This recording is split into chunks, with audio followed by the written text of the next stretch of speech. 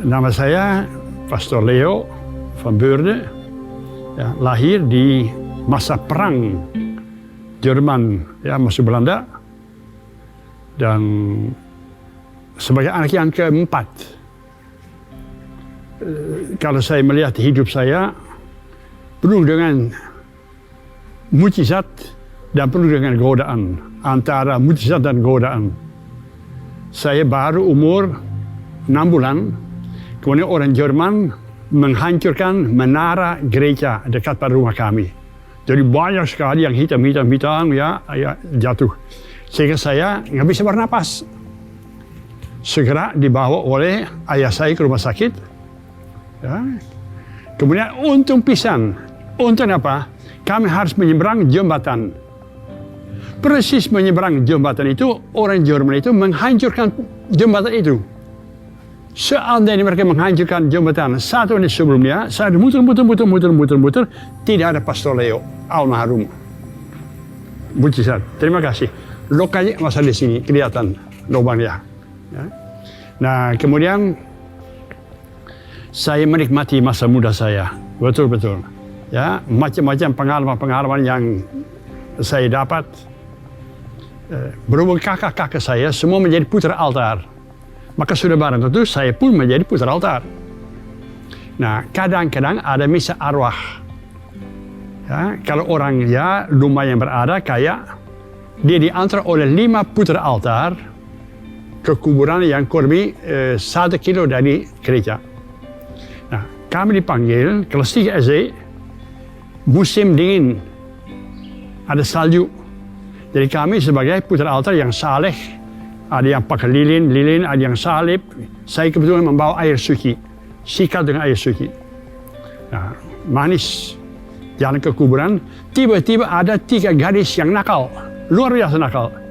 Mumpung ada salju, mumpung ada laki-laki yang tidak bisa membela diri, maka mereka lempar dengan bola kepada kami. Jadi kami jadi korban dari nafsu mereka. Kami nggak bisa berbuat apapun. Masuk dengan lantera, dengan salib ladang, nggak bisa. Jadi satu orang yang bisa berbuat sesuatu adalah saya. Saya sikat dalam airnya, keret. Saya siram kepada ketiga gadis itu. Tapi sial, persis pada saat air berterbangan di angkasa, si pastor naik sepeda lewat.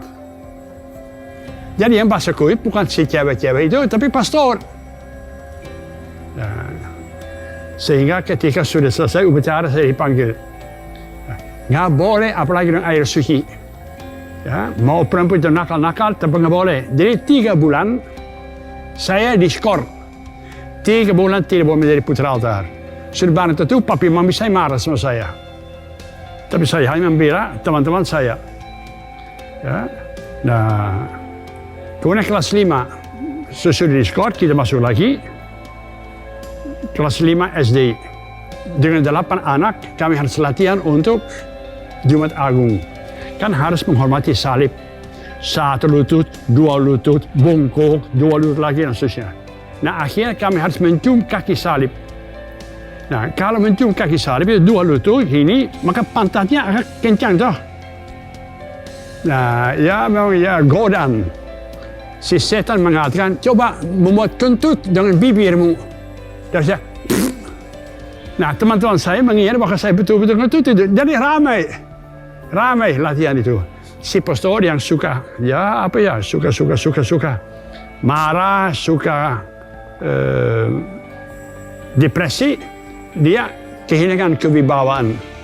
Maka dia lapor kepada pastor kepala, bahwa bukan pastor, Leo van Beurden kurang aja ngentut di depan kaki salib itu. Nah, si pastor nggak bisa nahan napasnya, tertawa, tapi dia harus marah-marah. Jadi dia telepon kepada orang tua saya, Leo van Beurden dipecat. Nah, dipecat masih mendingan, tapi marahnya orang tua saya malu. Mereka saban hari ke gereja, mereka rajin berdoa, anaknya mau menjadi seminaris itu, kok dipecat? Jadi marahi, ya sudah. Jadi banyak orang meragu-ragukan apakah saya mempunyai panggilan atau tidak untuk menjadi imam. Di belakang kebun kami ada di belakang rumah ada kebun. Di kebun ada macam-macam pohon-pohon. Nah, kami berempat atau berlima ya, sedang main di situ. Saya lihat bahwa tetangga, seorang oma, dia punya baju yang bagus, putih sekali. Dia mendapat kunjungan dari seorang temannya, juga rapih. Minum kopi di luar.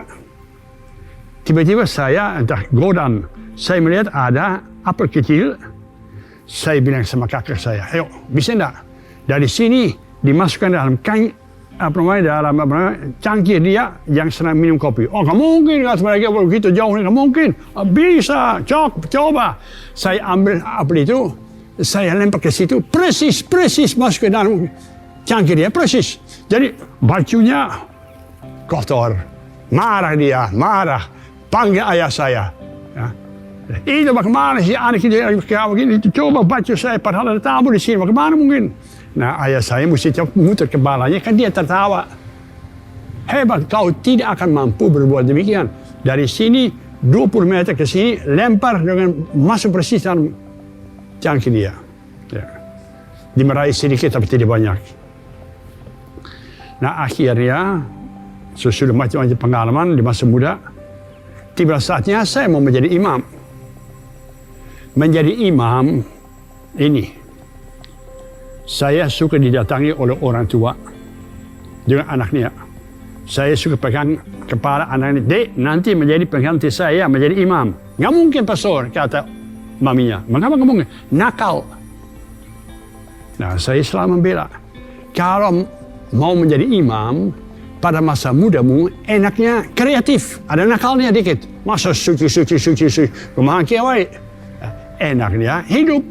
Ya, jadi saya membela anak-anak yang nakal. Siapa tahu di dalamnya ada hati yang bagus. Jadi saya akhirnya masuk seminari. Gara-gara apa? Antara lain, gara-gara ketika kakak saya sudah masuk seminari. Walaupun seminari terbuka, berhasil atau tidak berhasil, kumangkiawai, tetapi pokoknya masuk internat, asrama. Banyak orang di kampung halaman saya meragu-ragukan. Nggak mungkin si Leo itu menjadi pastor. Ya, tapi sudah. Di sekolah itu saya lebih suka olahraga daripada belajar. Maka ngondok. Dimarahi lagi oleh orang tua. Ya, dimarahi. Ya, sudah. Ya. Akhirnya selesai. Ditanya mau kemana? Ya, kakak saya pergi ke Projo. Ya, yang persis atas saya dia pergi ke Projo. Jadi saya tidak mau ikut sama dia. Tadinya saya mau menjadi Romo di Romo Waringin, apa namanya, SSCY ya. Sebabnya dia mempunyai kapelan bagus, lincah sekali. Mau sepak bola, mau berkelahi sama dia, bisa apa saja sama dia. Ya. Jadi saya mau ke sana. Pastor Prokma, ngapain dia ke sana? Semua sudah ke sana, ikut ke sana. Jadi saya ke OSI, seminar itu. Ya. Menyenangkan. Banyak olahraga di situ dan seterusnya. Banyak teman-teman. Ya. Akhirnya selesai seminari SMA. Kemudian harus pilih mau kemana. Kakak saya sudah ke Projo, saya tidak mau ke Projo. Teman-teman saya ke OSI, maka ke OSI. Ya. Jadi saya menjadi universiti OSI. Yang lucu ialah seharusnya masuk universitas itu pada tanggal awal Agustus. Tapi gedung di mana kami mesti masuk belum selesai. Jadi kami baru masuk akhir Agustus. Jadi universitas saya sebenarnya tidak sampai 1 tahun, kurang. Nah, kalau masuk universitas itu, dompet harus dikosongkan di depan magister.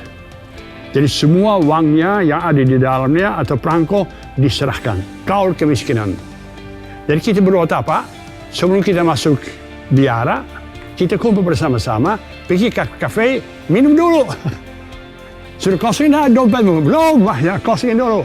Nah akhirnya kita dompetnya kosong semuanya. Nah akhirnya selesai, saya ucapkan kaul pertama. Nah, kemudian mulai bukan sengsara, mulai jalan salib sedikit.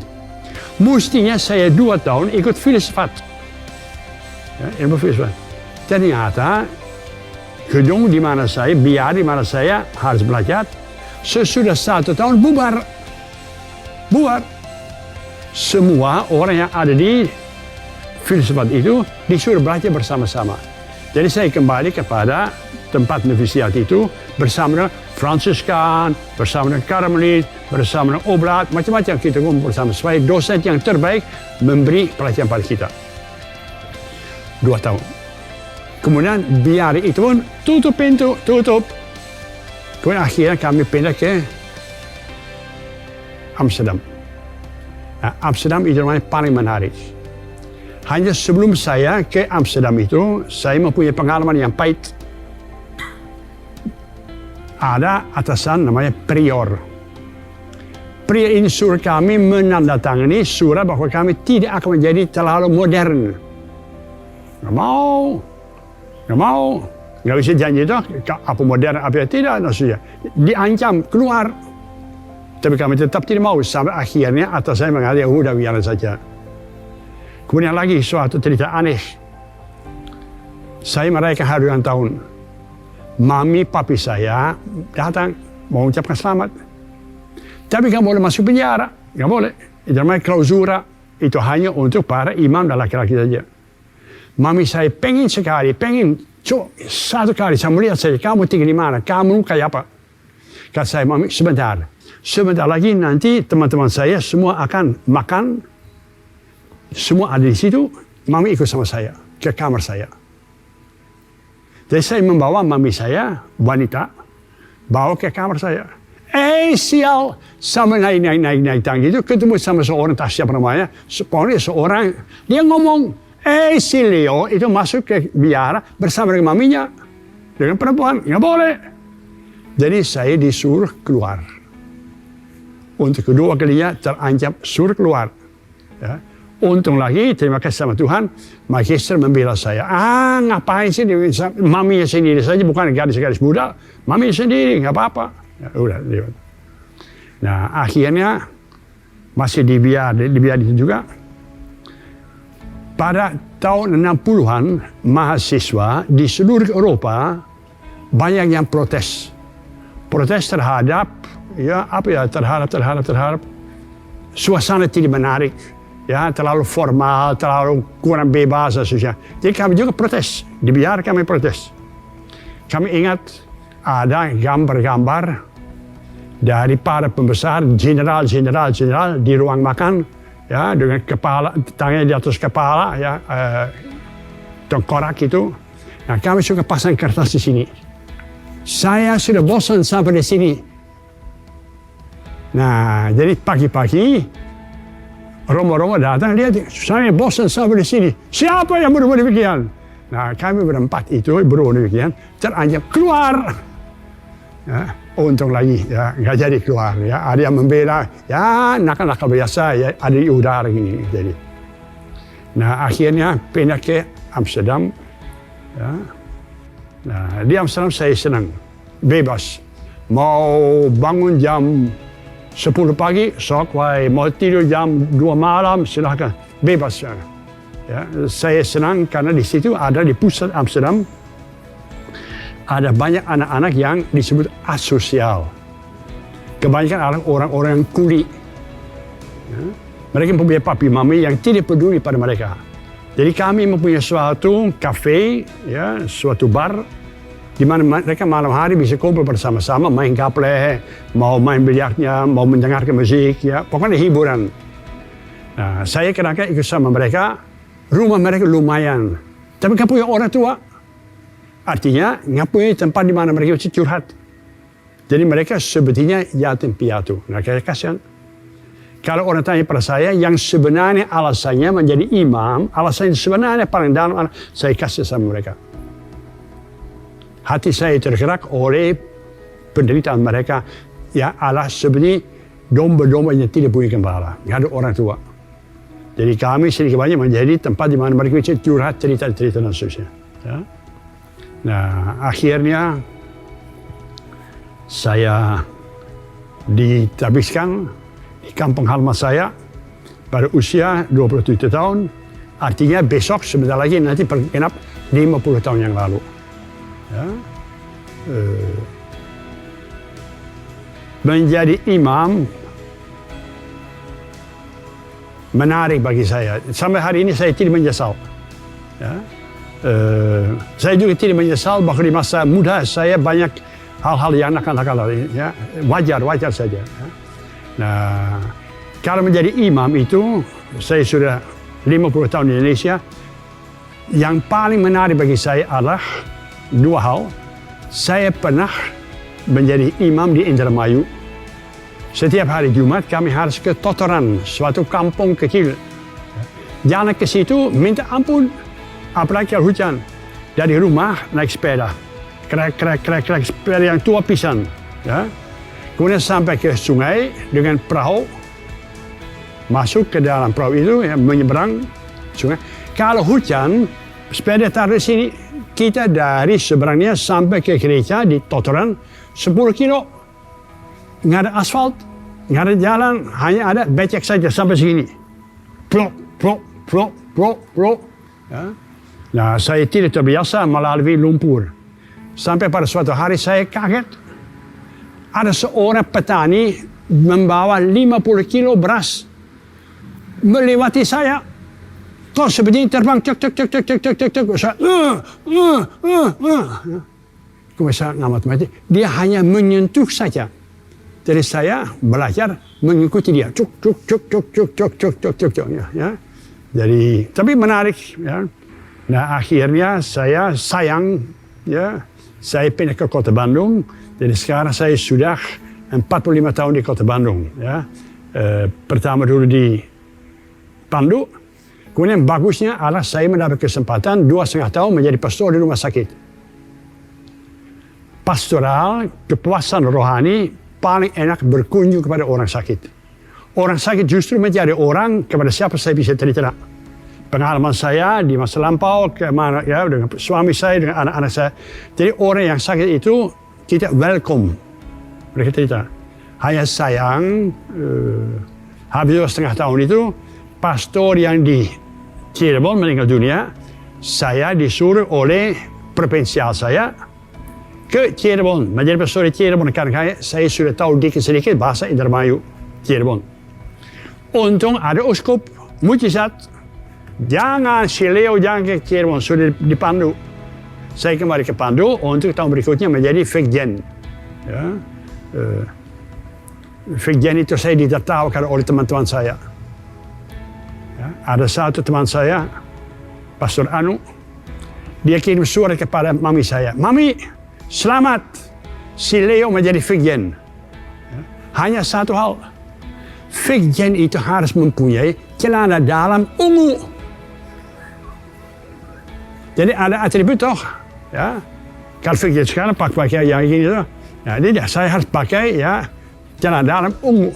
Nah, untuk mami saya cukup pintar, tanya betul lah, saya buat kacau, betul. Ya. Nah, akhirnya saya kembali ke Pandu.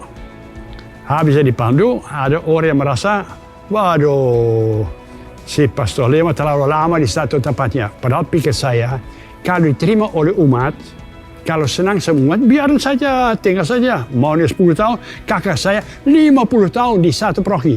Nggak pernah pindah. Kalau cocok, bangga. Tapi saya sudah pindah, akhirnya pindah ke katedral. Nah, di katedral itu masuk bulan Mei. Katedral sebenarnya proki yang paling kecil jumlah umat. Paling juga 2.200, 2.300 orang. Ya. Jadi lewat 1 bulan, saya juga sekaligus menjadi pastor ketua Yayasan Suci. Mengurus sekian banyak sekolah gitu. Jadi lumayan. Ya, hari ini di proki, besok ke sekolah, ya, jalan-jalan dan sebagainya, lumayan pusingnya. Ya. Nah, sampai Pastor Nono datang, ya, dia mengganti saya, sekarang lebih santai dikit, tapi masih ada urusan banyak sekolah. Nah, kemudian sampai hari ini saya di Indonesia, ya, betah, sudah bisa kurang lebih bisa lagu kebangsaan, ya, bisa bahasa Sunda, kumaha kiawai, ya. Ya, sudah jadi masa depan barangkali saya di sini saja. Nah, yang terakhir, mau titip. Nggak mungkin ada gereja, nggak mungkin ada ajaran Yesus kalau tidak ada orang yang mau dipanggil oleh Tuhan menjadi imam, bruder atau suster. Nah, sedih kalau saya mendengar orang tua mengatakan, kalau anak saya menjadi bruder suster, rugi saya, rugi. Jadi saya selalu mengatakan, anak jangan menjadi pesor. Jangan, mami pengen bergendong cucumu. Padahal orang tua saya bangga setengah mati menjadi imam. Menjadi imam itu rahmat dari Tuhan. Dan kita semua sebagai orang tua pengennya supaya anak kita menjadi bahagia. Nah, kalau Tuhan memanggil dia untuk mengeluarkan orang-orang pada orang tua, izinkanlah, doakanlah, anakmu menjadi imam, suster, bruder yang baik-baik. Amin.